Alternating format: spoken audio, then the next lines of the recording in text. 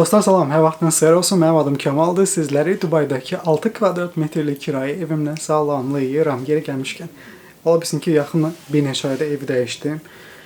Bura biraz çox balacadır, sıxır mənim, hər nədirsə. Videoya keçməmişdən öncə sizdən çox xahiş edirəm. Bir mövzu ilə bağlı ki, bilirsiniz ki, gündəlik bu vloqları çəkirəm onsuz da. Sadəcə mənə mövzu ideyası verin. Hansı mövzularda videonu paylaşırsam, sizin üçün də maraqlı olar. Siz də baxarsınız və öyrənərsiniz.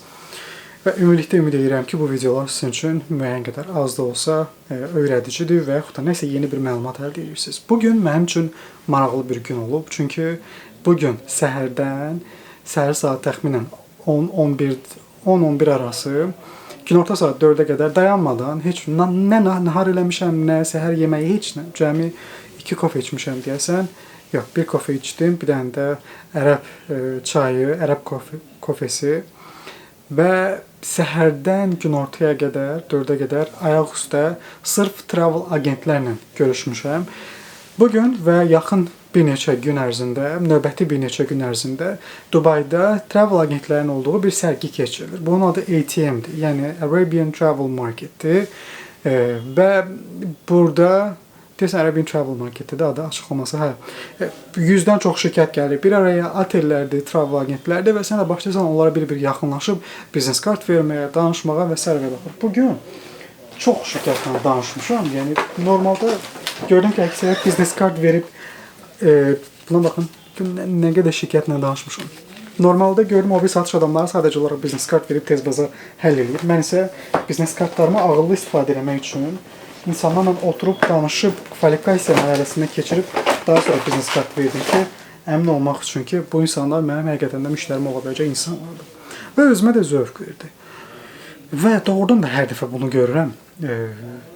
Və hər dəfə bu işi gördükcə, hər dəfə bu şeylər elədikcə adamda özgüvən bir tık daha artır. Yəni, səhər-səhər başlayanda, birinci məsələ, mənim həmişə bir taktikam var, strategiyam odur ki, işə düzələndə və yaxud da haradasa yeni nəsə başlayanda, o sahə ilə bağlı nə qədər məlumatlı olsam da, özümü heç nə bilmirmiş kimi göstərirəm. Və bu mənə kömək edir ki, qabağımdakı insan öz bildiklərini çılpaq şəkildə düzəltmədən, manipulə eləmədən olduğu kimi mənə paylaşsın. Və belə-belə də mən insanlardan onların perspektivlərini öyrənirəm. Halbuki dediklərinin çoxu 90-95% ehtimalda mən bildiyim şeylər olur. Amma özümü elə aparıram ki, güya bilmirəm. Və bu mənə çox kömək olur. Bu gün də elə olub əslində. Gönə məndən öncə çalışan əməkdaşım birinə başladıq. Mənə nə bilim deyir ki, 1-2 saat elədin bəsdir, sonra çıxıb gedərsən, günortaya 1-2 də çıx gedib və s. Və mən bilirəm ki, o yoxdur, artıq çıxıb gedib və mənim üçün fürsətdir ki, mən orada davam edmişimi və başlayım daha çox şirkətlə görüşməyə.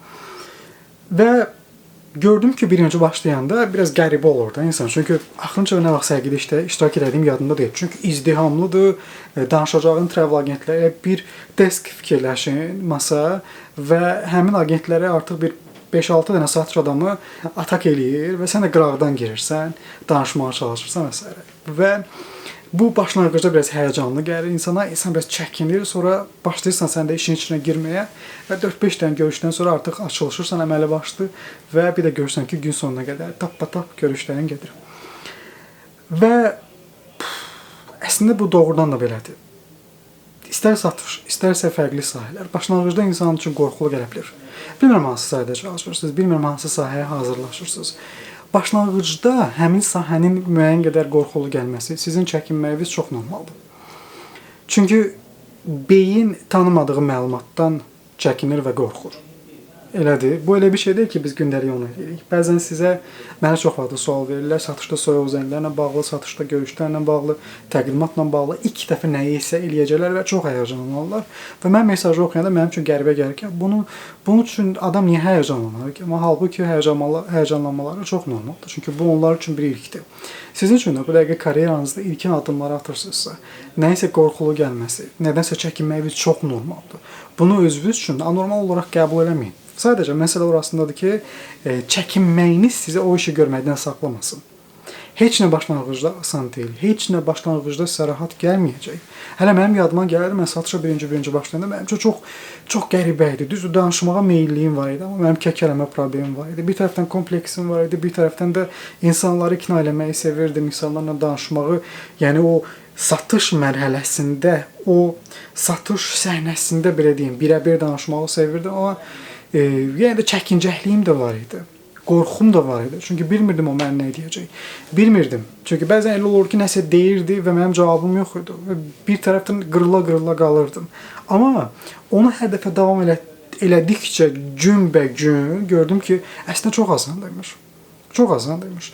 Məsəl üçün Dubaya gələndə də mənim üçün indi 2 otelin satışı asan məsələ deyil. Bazar çox böyük bazardır. Yəni Azərbaycandakı bazar və rəqabət çox cılız və bağçadır. Bura dəhşət böyükdür. Burada çox başqa səviyyədə oyunlar var. Və sən artıq elə bir səviyyədə rəqabətə girirsən ki, sən həyəcanlanmamağın başlanğıcda anormaldır. Və mən də başlanğıcda həyəcanlanırdım. Bir neçə həftə, daha sonradan artıq bazara atılandan sonra, insanlarla danışandan sonra və özümü heç nə bilmirmiş kimi göstərib biznesi anlayandan sonra gördüm ki, əslində o qədər də çətin deyilmiş. Bu videoda çox şey qatdım, qarışdırdım. Əslində məqsədim bunların hamısına ardıcıl olaraq toxunmaq idi. Sadəcə fikirlərimi desəm biraz qarışdırdım, amma ötürmək istədiyim mesajı inanıram ki, anladınız. Mənim problemim bilirsiniz nədir? Telefon əlimdə olmur, mənim telefonum yaxşı çəkmədiyi üçün və hal-hazırda telefon ala bilmədiyim üçün hal-hazırda gündəlik həyatımı eləyə bilmirəm. Vloqlaşdıra bilmirəm. Yoxsa məsəl üçün yaxşı bir telefonum olsaydı, həmin o travel agentlərlə olan səhnələri, o sərginin özünü göstərərdim. Otelə gedəndə necə oldu, sərgidə necə oldu, hətta bəzi danışıqlarımı video çəkərdim. İnsanlar rahatdır, yəni onunla bağlı. Sadəcə bunu eləmək imkanım olmadı. Ona görə də bəzən bir yerdən sonra da otaqda video çəkmək mənə də bəzən sıxa bilər, amma söz vermişəm ki, öz-özümə 100 video ən azından çəkəcəm. 100 gün dayanmadan video çəkəcəm. Hətta deməyə heç nəyim olmasa da belə bir şey tapıb sizinlə danışacağım. Yorulmuşam. Öz-özü qoruyun. Görüşərik inşallah.